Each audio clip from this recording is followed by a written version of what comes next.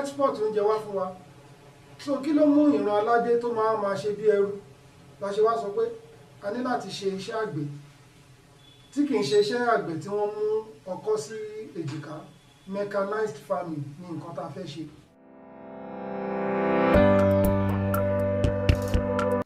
Orúkọ mi ni Àbáyọ̀mí Àṣàyè. Mo jẹ́ ọmọ bíbí ìlú Ògèrè Rẹ́mọ ní ìpínlẹ̀ Ògùn.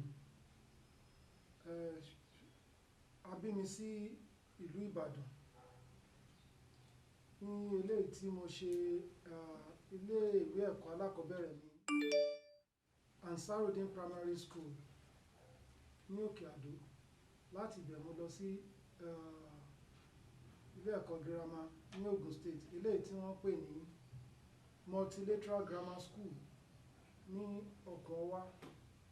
Láti ibẹ̀ mo lọ sí ilé ẹ̀kọ́ gbogbo ìṣe Osun State Polytechnic. Mo ka Business Administration and Management níbẹ̀.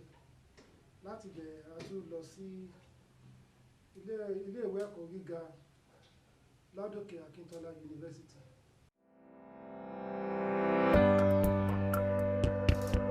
Ìṣẹ̀lẹ̀ tí a gbé kalẹ̀ a pè ní Agricultural Revolution. Nǹkan tó bí eléyìí ni wípé ilẹ̀ Yorùbá, a fẹ́ kí ọmọ Yorùbá máa ṣe ẹrú kiri ìlú òkèèrè káàkiri. Iṣẹ́ àgbẹ̀ tó nǹkan tó lè mú gbogbo ìlú gan, kí gbogbo àwọn ọmọ Yorùbá tó ń lọ kiri àtọkùnrin àtobìnrin tó ń lọ sí ìlú Árábù, tí àwọn obìnrin wá lọ ń ṣe iṣẹ́ nọ̀bì lọ́hùn, tó ń lọ ṣe iṣẹ́ housemaid, tó ń ti pàmì sí desert, tó ń ti jù dànù. Àwọn ọkùnrin wá ṣiṣẹ́ wọ́n ṣe iṣẹ́ construction, wọ́n ṣiṣẹ́ ìdọ̀tí, wọ́n ti wá fojú wò wá ojú gidi wò wá mọ́. Kìdẹ́ ṣe bẹ̀rẹ̀ Europe náà, ẹbí iṣẹ́ burúkú táwọn èèyàn ṣe tán kówó lọ sọ́run tán sọ pé kíní. Ṣùgbọ́n tá bá níṣẹ́ àgbẹ̀ ti wa, àwọn èèyàn á dúró sílé, ọrọ̀ ajé wa búrẹ́kẹ́ sí.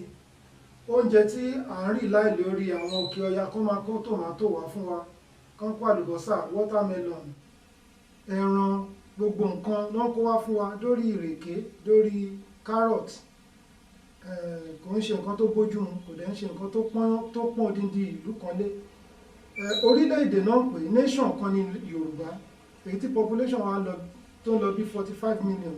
Tó yẹ pé àwọn ìlú ta tiẹ̀ lọ ń bá lókèrè yìí, ẹ bá wo ìlú tó ń pè ní United Arab Emirates, wọn ju gbogbo ọmọ ìlú yẹn ju 1 million lọ. Ó máa yà àwọn èèyàn lẹ́nu. Àwọn foreigners lọ constitute bí 9 million, tí gbogbo wọn fi pé 10 million, àti foreigner tọmọ ìlú wọn tiẹ̀ wá tó population àwọn tó wà lẹ́kọ̀ọ́ nìkan. Ṣùgbọ́n àwọn ó wá jẹ́ nǹkan tìjú kó yẹ pé àwọn ìlú yìí gan ń fún wa ní oúnjẹ tí àwa kan wà kan pọ̀. Kí ló dé tí irú eléyìí fi ń ṣẹlẹ̀ bẹ́ẹ̀? A fẹ́ kí irú ẹ̀ ṣẹlẹ̀ mọ́. La ṣe wá ní pé òkè, a ní láti ṣe nǹkan tí wọ́n pè ní Agricultural Revolution, eléyìí tí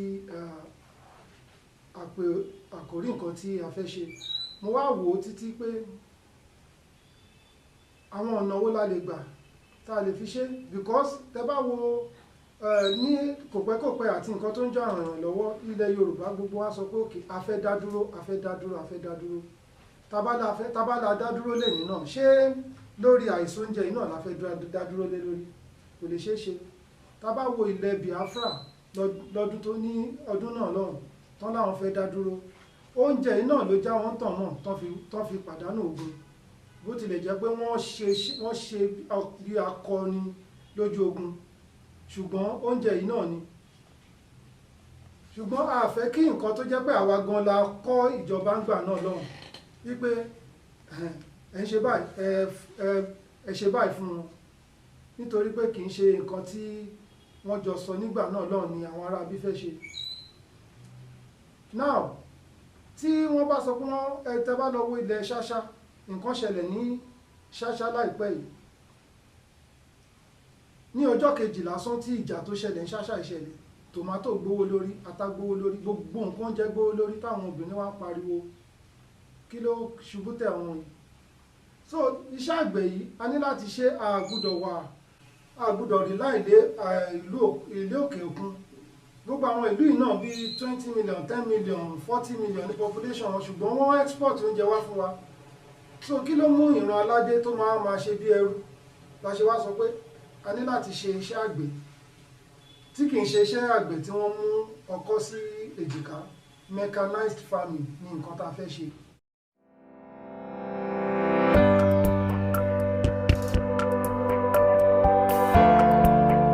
Tó dá mi lójú ni a tó gbangba sùn lọ́yẹ́, ilẹ̀ Yorùbá tó gbangba sùn lọ́yẹ́ láti bọ́ gbogbo ilẹ̀ adúláwọ̀ pátápátá.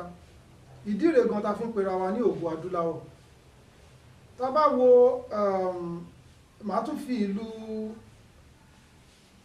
Israel máa fi ṣe àkàjúwe àti ìlú tó ń pè ní United Arab Emirates. Gbogbo nǹkan tí ní Israel yìí a rí pé population wọn ò tó nǹkan kan. Ìlú yìí kì í ṣe ìlú tó tí ilẹ̀ wọn lọ́ràá. Pẹ̀lú ẹ̀ náà iṣẹ́ àgbẹ̀ yìí náà ó jẹ́ iṣẹ́ tó gbé wọn dókè tí kò sí nǹkan míì tó gbé wọn dókè lẹ́yìn technology wípé wọ́n lo ilé. Iṣẹ́ àgbẹ̀ jẹ́ iṣẹ́ nǹkan alákọ̀ọ́kọ́ tó gbé wọn dókè. Táwọn tamas Green Revolution tí àwa dẹ̀ pè nísìn ní Agricultural Revolution. Bí ìlú wọn ò ṣe dá tó, àsìn bí ilẹ̀ wọn ò ṣe lọ́ràá tó, wọ́n export oúnjẹ lọ sáwọn ìlú ìgbèríko, wọ́n export oríṣiríṣi nǹkan oúnjẹ lọ sáwọn ìlú ńláńlá lágbàáyé. Tá bá tún wá wálé náà ká tún wá fi àwọn ilé òkè ọya tí wá tájọ wà nínú ìlú yìí ká fi wọ́n ṣe àkàjúwe. Gbogbo tòmátò tá ń jẹ àwọn náà kó wá, rodo, àlùbọ́sà, gbogbo àwọn náà kó wá. Kí wá ló wá mú àwa tá lè ṣe? Nítorí ìdí èyí a tó gbangba sùn lọ́yẹ́ láti ṣe. Tá bá bẹ̀rẹ̀ tán, gbogbo àwọn ìlú òkèèrè pátápátá ló máa jẹ́ pé àwa là ń fún wọn ní oúnjẹ, bí àwọn Ghana, Benin Republic, Kenya, gbogbo wọn. Kò sí nǹkan tó burú nínú ẹ̀. So ìlú Yorùbá yìí a tó gbangba sùn lọ́yẹ́ láti ṣe.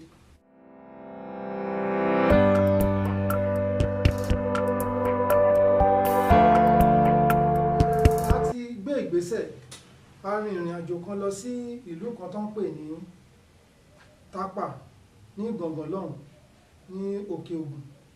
A bá àwọn aráàlú sọ̀rọ̀, a bá ọba ìlú náà sọ̀rọ̀. Wọ́n dẹ̀ mú wa lọ sórí ilẹ̀ náà. Ilẹ̀ náà jẹ́ ilẹ̀ tó dáa tó lọ́ràá. Gẹ́gẹ́ bá a ṣe mọ̀ pé kò sí ilẹ̀ náà nílùú tí ò ní sí ẹbí tó ní. So àwọn náà sọ pé àwọn máa tà á ni àbáwọn máa lease ẹ̀. Bó tilẹ̀ jẹ́ pé àwọn tó máa fún wa ní ilẹ̀ tó jẹ́ pé àwọn ọba nílùú torí nǹkan ilẹ̀ Yorùbá la fẹ́ ṣe. Pẹ̀lú ẹ̀ náà tó bá máa tà náà ni kò sí nǹkan tó burú bẹ́ẹ̀. So adé orí ilẹ̀ ó jẹ́ ilẹ̀ tó dá bí 200 acres. Wọ́n dẹ̀ ní 2,500 per acre. Ṣùgbọ́n ibẹ̀ jẹ́ ibi tó dàgbẹ́. Ṣùgbọ́n kí wàá ṣe ojú kan náà la fẹ́ ṣe sí o. Gbogbo ilẹ̀ Yorùbá pátápátá la fẹ́ ṣe sí. Nítorí pé ìlú kọ̀ọ̀kan ló ní nǹkan tó ń ṣe. Ìlú kọ̀ọ̀kan ló ní nǹkan ọ̀gbìn táwọn fúnra wọn mọ̀ láti ṣe láti ayé ọ̀hún wá. Ìlú kan tó ń pè ní Ìrè, tó bá máa kí oríkì wọn ní Ìrè alálùbọ́sà. Ìtumọ̀ yẹn ni pé wọ́n ń gbin àlùbọ́sà. Àwọn kan ò tiẹ̀ mọ̀ pé àlùbọ́sà lè wù ní ọ̀dọ̀ wa ń bí. Tá bá lọ sí Ìkirè, ọ̀gẹ̀dẹ̀ wọ́n ń gbin dáadáa ní Ìkirè wa ń bí báyìí. Tá bá lọ sí gbogbo àwọn ìlú Ògùn, Gbàgùdá tí gbogbo èèyàn mọ̀ sí Ẹ̀gẹ́, wọ́n ń gbin, ó ń wù ní Ìbàdàn, ó ń wù káàkiri. Ìrẹsì ń wù ní Ògùn, ó ń wù ní Oǹdó, iṣu wà káàkiri, àgbàdo wà ní Kwara ń bẹ̀ yẹn, wọ́n ń gbin ẹ̀wà, wọ́n ń gbin oríṣiríṣi. Kò sí nǹkan náà tí a fẹ́ gbìn nílẹ̀ Yorùbá tá lè gbìn tó dẹ̀ jẹ́ pé ó tún máa dájú gbogbo ibi tá ti lọ sọ pé wọ́n ń gbin nǹkan wá lọ. Ápù tá à ń rí yẹn ó ń wù bí, kò sí nǹkan náà tí ó wù ní ilẹ̀ Yorùbá pátápátá.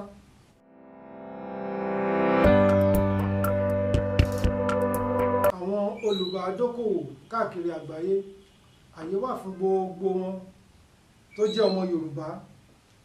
Lóòótọ́ yìí máa débi pé àwọn òyìnbó náà máa wá o, ṣùgbọ́n a kọ́kọ́ fẹ́ ṣe fún Yorùbá nìkan. Àyè wà fún gbogbo wọn láti wá invest sínú project yìí.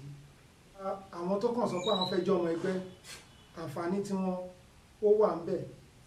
Àwọn tó fẹ́ finance wa tó kàn wò pé ok a fẹ́ fún àwọn ọmọ yìí ní nǹkan yìí, kán máa ṣe tó yẹ pé kì í ṣe pé bóyá àwọn kàn fẹ́ rí nǹkan kan, torí oríṣiríṣi donation náà ló wà tí àwọn èèyàn náwó sí tí kì í ṣe pé bóyá àwọn èèyàn lè finance wa dáadáa. Then àwọn olùdókòwò àwọn yẹn fẹ́ ṣe business ni, àwọn fẹ́ ṣe business tí wọ́n pé mo fẹ́ kówó sí bíbá kí n rérè.